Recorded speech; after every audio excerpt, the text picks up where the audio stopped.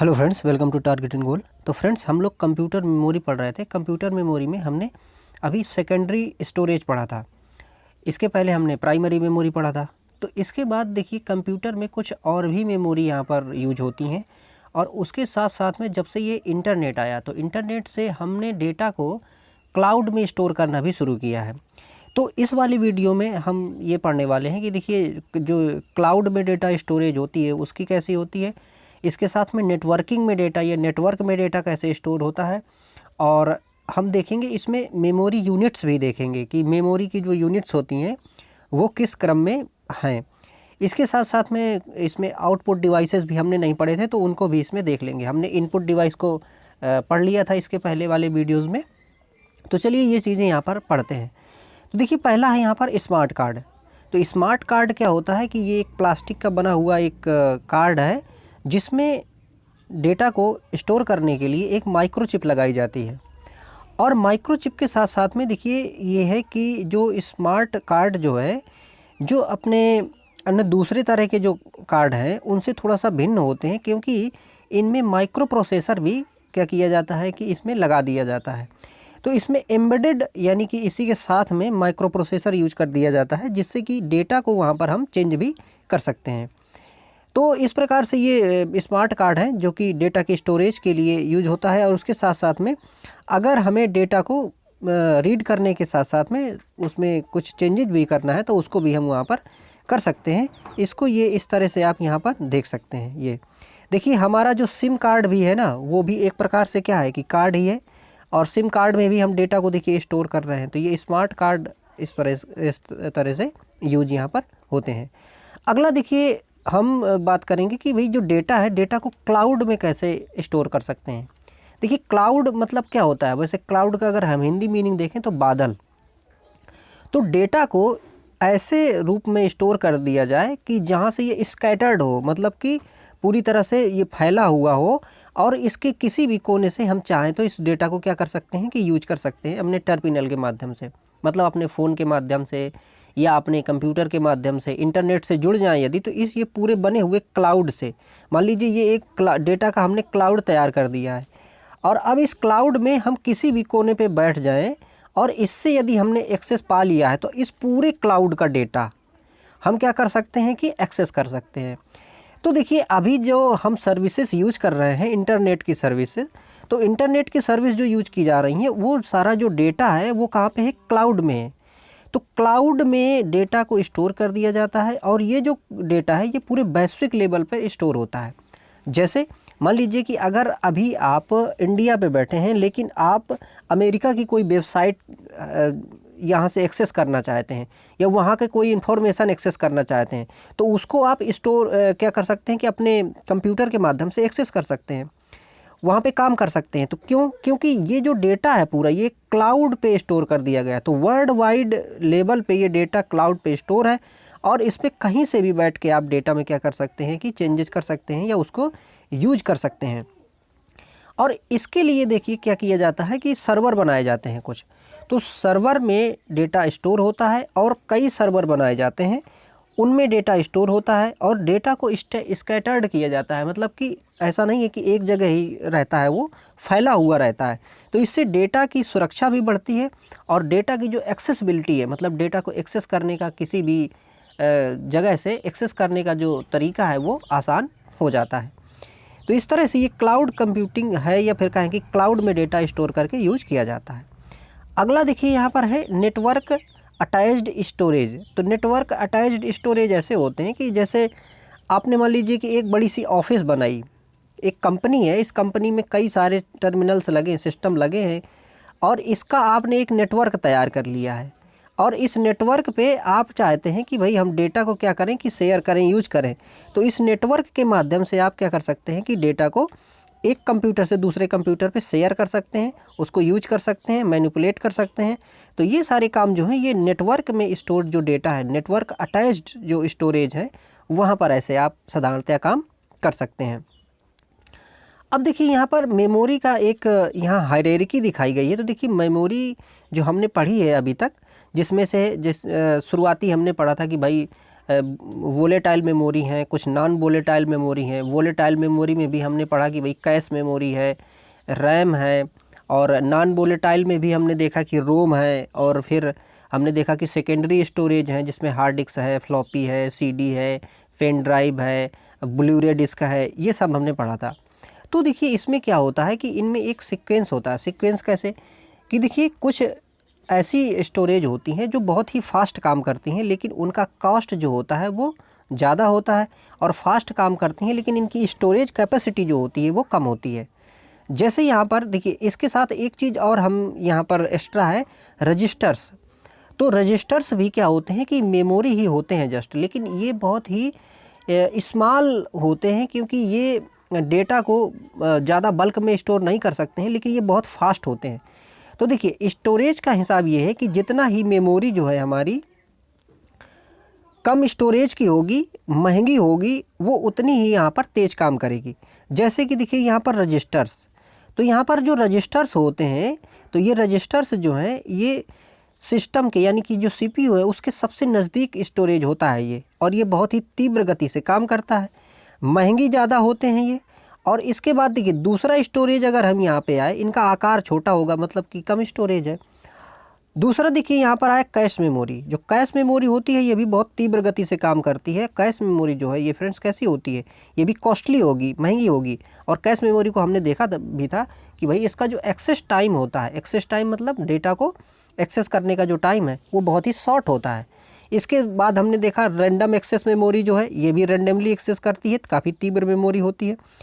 फिर इसके बाद देखिए अन्य मेमोरियों में आती है कि फ्लैश मेमोरी है जो कि यूएसबी मेमोरी। तो ये क्या है कि उससे स्लो है थोड़ा सा, है ना, परफॉर्म नीचे को चले जाएंगे तो एक्सेस टाइम बढ़ता जाएगा, यानी स्लो काम करती जाएंगी, लेकिन स्टोरेज की जो कैपेसिटी है वो ज़्यादा होती जाएगी और सस्ती भी यहाँ पर होती जाएंगी। तो फ्लैश। इसके बाद देखिए हार्ड ड्राइव्स हैं। हार्ड ड्राइव में हमने देखा था कि फ्लॉपी है, हार्ड डिस्क है। इसके बाद नीचे यहाँ पर देखिए टेप रिकॉर्डर जो है, टेप को भी हमने पढ़ा था, मैग्नेटिक टेप पढ़ा था सेकेंडरी स्टोरेज में। तो ये धीमे धीमे देखिए क्या हो जाते हैं कि इनकी जो प्रोसेस है, मतलब कि गति जो है वो धीमी होती जाती है, इनकी स्टोरेज कैपेसिटी बढ़ती जाती है और ये सस्ती होती जाती हैं।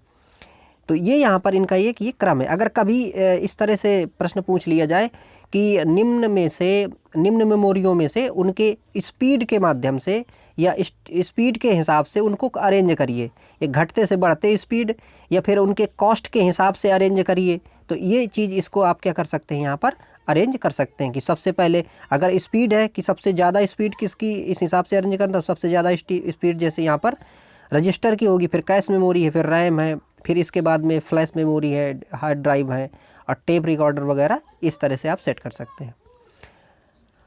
अब देखिए यहाँ पर दूसरा हमें क्या पढ़ना था कि मेमोरी की जो यूनिट्स हैं वो पढ़नी थी। तो देखिए जो मेमोरी होती है, तो मेमोरी हम जानते हैं कि भाई कंप्यूटर जो है, कंप्यूटर मशीन लैंग्वेज में काम करता है। मशीन लैंग्वेज क्या होती है, 0-1 की लैंग्वेज होती है, जिसको हम बाइनरी लैंग्वेज भी कहते हैं। अब ये जो बाइनरी लैंग्वेज है, तो बाइनरी लैंग्वेज में बिट्स होते हैं। तो बिट्स क्या है, या तो 0 या तो 1, ये दो क्या है कि बिट्स पे काम करते हैं। हालांकि देखिए हमने कंप्यूटर के जब प्रकार पढ़े थे तो उसमें हमने एक कंप्यूटर पढ़ा था, क्वांटम कंप्यूटर। क्वांटम कंप्यूटर क्या होता है कि बहुत ही फास्ट कंप्यूटर है ये। हालांकि अभी तो ये इनिशियली है, इसमें देखिए हमने मतलब जो अपनी गवर्नमेंट है या अपना देश है, इसने इन्वेस्टमेंट भी काफ़ी किया है। इसके साथ देखिए जो चाइना है, चाइना ने बहुत ही हैवी इन्वेस्टमेंट किया है क्वांटम कंप्यूटिंग में, क्योंकि क्वांटम कंप्यूटिंग भविष्य तय करेगी कि आखिरकार भविष्य कैसा होगा। तो लेकिन वो जो क्वांटम कंप्यूटिंग है वो काम करती है, वहाँ पर एक क्यूबिट होता है, तो क्यूबिट पे काम करती है, ये उसको हम क्वांटा कहते हैं। हमने उस समय ये भी बात की थी कि देखिए जो क्वांटम कंप्यूटिंग होगी वो क्या होगी कि जैसे देखिए 0 या फिर 1, जैसे कोई स्टेज है, जैसे स्विच है कोई, तो स्विच की स्टेज क्या हो सकती है, 0 या फिर 1, यानी वो ऑन होगा या ऑफ होगा। लेकिन क्वांटम कंप्यूटिंग ये दोनों चीज़ों को वहाँ पर दर्शाएगा, तो वो क्वांटम पे काम करेगा। लेकिन अभी हमारे ये जो सारे कंप्यूटर हैं ये किस में काम कर रहे हैं, ये 0-1 के रूप में काम कर रहे हैं, यानी बाइनरी फॉर्मेट में काम कर रहे हैं। तो बाइनरी फॉर्मेट में 0 या फिर 1, तो ये इसकी क्या है कि यूनिट्स हैं, इकाइयाँ हैं। अब इन इकाइयों में से इनके किस तरह से क्या रूप है और उनकी कैपेसिटी किस तरह से है, ये यहाँ पर देखिए दर्शाया गया है। तो देखिए सबसे पहली जो छोटी इकाई हम मिलती है वो क्या मिलती है कि मिलती है भाई बिट। बिट के बाद देखिए ये एक होता है निबल। तो निबल क्या होता है 4 बिट। अगर 4 बिट को हम कलेक्ट कर दें तो वहाँ पर जो इकाई बनेगी वो निबल बनती है। इसके बाद यदि 2 निबल जोड़ दिए जाएं यानी कितने 8 बिट, यानी 8 बिट यदि जोड़ दिए जाते हैं तो एक बाइट बनता है। अब देखिए बाइट के बाद में अब यहाँ पर शुरू होता है किलोबाइट, ठीक है। तो बाइट के बाद किलोबाइट। अब किलोबाइट या फिर आगे जैसे भी हम चलते जाएंगे तो यहाँ पर क्या होगा कि हर जगह हमें देखना होगा कि ये 1024 मतलब 1024 जो यहाँ पे इसका इंक्रीमेंट आगे लगेगा। कैसे? जैसे देखिए यहाँ पर हमने देख लिया कि ये बाइट है, तो बाइट तो हमने ये देखा कि भाई ये जो बिट है तो 8 बिट यदि जोड़ दिए जाएंगे तो एक बाइट बन जाएगा। अब बाइट से जब हम किलो बाइट में आएंगे तो क्या होगा कि ये 1024 यहाँ पर बाइट हो जाएगा। इसी प्रकार से किलो बाइट से जब मेगा बाइट में आएंगे तो ये इसमें कितने किलो बाइट जोड़ेंगे 1024, मतलब कि 1024 किलो बाइट बराबर 1 मेगाबाइट, ठीक है। ये इसकी यूनिट्स होंगी। अब इन यूनिट्स को हमें क्या करना है कि क्रम में बस याद कर लेना है और उसकी पीछे वाली बिट का जो यूनिट होगी उसके आगे वाली बिट वो 1024 के हिसाब से हम यहाँ पर इसको सेट कर लेंगे। जैसे देखिए यहाँ पर देखिए किलोबाइट, ठीक है। तो किलोबाइट में क्या 1024 यहाँ पर बाइट होंगे। फिर किलोबाइट के बाद megabyte, gigabyte, terabyte, petabyte, exabyte, zettabyte, yottabyte और इसके नीचे हम आएंगे तो हमें मिलेगा फ्रेंड्स क्या ब्रोंटाबाइट और फिर मिलेगा यहाँ पर जियोपबाइट। तो इस प्रकार से ये जो पूरी क्रम है ये यहाँ पर हमें याद करके रखना है। देखिए एग्ज़ाम में क्या करता है कि इनको दे देता है और फिर पूछता है कि इनको बढ़ते हुए स्टोरेज की कैपेसिटी में लगाइए। तो वहाँ पर हमें इनको ध्यान देना होगा कि भाई किस तरह से ये काम यहाँ पर कर रही हैं। तो ये इसको स्क्रीनशॉट भी ले सकते हैं आप या फिर याद करके रख सकते हैं या फिर आप इसको लिख भी सकते हैं। अब देखिए यहाँ पर परीक्षा के हिसाब से कुछ तथ्य यहाँ पर दिए गए हैं, उनको थोड़ा सा देख लेते हैं फ्रेंड्स। तो देखिए कंप्यूटर में पिक्सल क्या होते हैं। तो पिक्सल दरअसल क्या होते हैं कि जो हमारी स्क्रीन होती है स्क्रीन में पिक्सल्स होते हैं या फिर कोई इमेज होती है उसमें पिक्सल्स होते हैं। तो जो इमेज होती है हमारी तो इमेज दरअसल पिक्सल से ही बनी होती है। पिक्सल दरअसल एक प्रकार से डॉट होते हैं। कैसे? अगर आप कोई आपके पास इमेज हो उस इमेज को आप बहुत ही क्या करें कि एक्सपांड करें। अगर उसको आप फैलाते जाएं तो आपको उसमें नज़र आएगा कि किसी तरह के उसमें ये डॉट्स इस तरह के चौकोर डॉट्स या इस तरह का ये ब्लर इसमें डॉट डॉट दिखेगा। तो ये जो दिख रहे हो ना यही फ्रेंड्स होते हैं पिक्सल। और पिक्सल के माध्यम से ही हमारा जो स्क्रीन होता है वो डिज़ाइन होता है। तो पिक्सल एक प्रकार से किसी पिक्चर का सबसे छोटा भाग है या उसका एक डॉट होता है। EEPROM का उदाहरण क्या है? देखिए फ्लैश मेमोरी, इसको तो हम पढ़ ही चुके हैं पहले। माइक्रो प्रोसेसर जो कंप्यूटर का मस्तिष्क है वो क्या है? एक प्रकार से वो क्या है? एक माइक्रोचिप है। जो प्रोसेसर है, प्रोसेसर CPU में प्रोसेसर हम जान रहे हैं, तो ये क्या है? ये दरअसल एक माइक्रोचिप होती है। ऐसी युक्ति यानी ऐसी डिवाइस जो कंप्यूटर में बाहर से जोड़ी जाए ये क्या होती है? Peripheral devices. ये हमने इसको भी देखा था पहले। ALU भाग है किसका? CPU का भाग है, अर्थमेटिक लॉजिक यूनिट। कंप्यूटर के डॉट डॉट भाग को नर्व सिस्टम कहते हैं। तो कंट्रोल यूनिट को नर्व सिस्टम कहते हैं। क्यों? देखिए नर्व सिस्टम हमारा क्या है? हमारा जो ये सेंसेशन है पूरे शरीर में ये किससे? नर्व सिस्टम से ही तो है। यानी कि जो हमारी तंत्रिका तंत्र है, तंत्रिका तंत्र क्या करती है कि जैसे हमारे पैर में मान लीजिए कुछ चुभता है तो हम तेज़ी से उसको क्या करते हैं कि बाहर खींचते हैं पैर को। क्यों? क्योंकि इस तंत्रिका तंत्र के माध्यम से हमारे मस्तिष्क को सिग्नल पहुंचता है। इसी प्रकार से जो हमारे पास यहाँ कंट्रोल यूनिट है, तो कंट्रोल यूनिट किए गए एक्शन का यानी वो इनपुट का हो आउटपुट का हो, ये सारी जो भी चीज़ें हैं यहाँ पर इनको क्या करता है? वो निर्देशित करता है, ये कंट्रोल करने का काम करता है। कंप्यूटर के प्रत्येक प्रमुख हिस्से से जुड़े एकीकृत सर्किट को कहा जाता है। तो इसको मदरबोर्ड कहते हैं। देखिए हमने बात की थी कि मदरबोर्ड CPU के अंदर एक बड़ी सी प्लेट के रूप में होती है और इसमें से सारी चीज़ें जो हैं इसी में रखी जाती हैं। तो कंप्यूटर का ये मुख्य हिस्सा एकीकृत सर्किट है एक प्रकार से, जिसमें सारी चीज़ों को ऐड किया जाता है।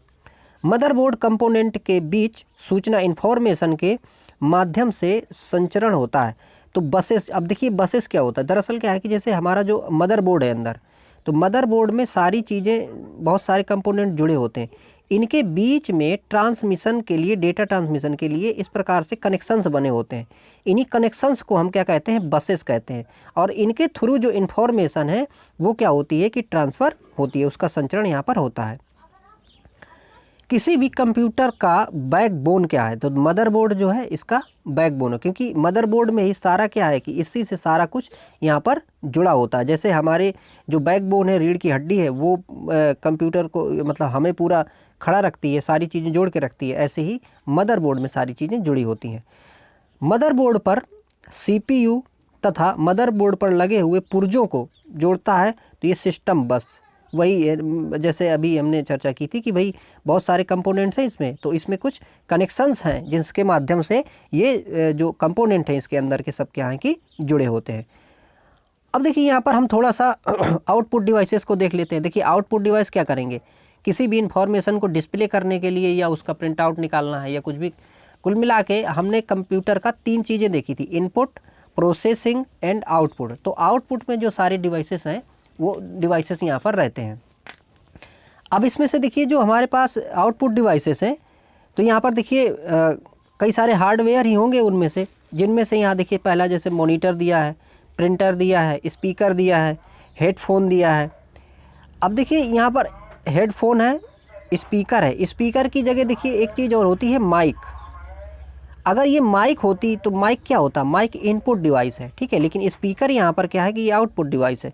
इसी प्रकार से ये प्रोजेक्टर, प्रोजेक्टर क्या है, आउटपुट डिवाइस है। प्लॉटर यहाँ पर आउटपुट डिवाइस है। प्लॉटर क्या होता है, जो बड़े बड़े बैनर बनते हैं वो बैनर प्लॉटर के माध्यम से ही यहाँ पर प्रिंट किए जाते हैं। तो ये फ्रेंड्स हमने आज के टॉपिक में ये कई चीज़ें देखी। आई होप आपको चीज़ें समझ में आई होंगी। देखिए ये जो कंप्यूटर की ये सीरीज अगर आप सुन रहे हैं तो आपको सीखने को बहुत मिलेगा, मतलब आपको इतनी एक जानकारी हो जाएगी, कंप्यूटर का एक ऐसा खाका आपके दिमाग में तैयार हो जाएगा कि जब भी आप चाहे प्रश्न को हल करें या फिर अन्य किताबों को पढ़ें, किसी भी चीज़ को, वो आप उसको बहुत ही तेज़ी से क्या कर सकेंगे, कैप्चर कर सकेंगे। तो उसमें ये मतलब हेल्प करेगी। और दूसरी बात ये है फ्रेंड्स कि देखिए जो एग्ज़ाम अब है, आपने देखा ही होगा, हमने भी इसमें से देखिए जो इसका हल प्रश्न पत्र है कंप्यूटर का वो अपलोड किया है, उसको भी देखिएगा। तो प्रश्न फ्रेंड्स ऐसे आते हैं कि आपको डिटेल में मालूम होना चाहिए, तभी आप हल कर पाएंगे। आई होप आपको चीज़ें समझ में आई होंगी। Thank you for watching.